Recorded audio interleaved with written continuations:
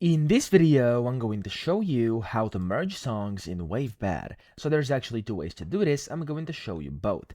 Now you could first use the batch join tool. So up here in the home tab, you can see join, and if you click on it, you have batch join, or you could also click Ctrl+J on your keyboard, and it's going to open up this batch join menu.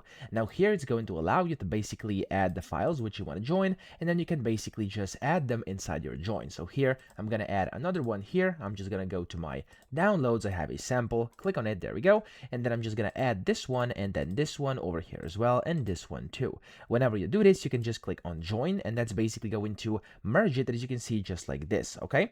But if that's not what you wanted to achieve and you actually wanted to kind of join or like paste mix, you could also do this. So just select the audio you want to kind of overlay or merge over another audio. For example, I'm going to select like let's just do like this piece of my audio over here. I'm going to copy it by this, there we go.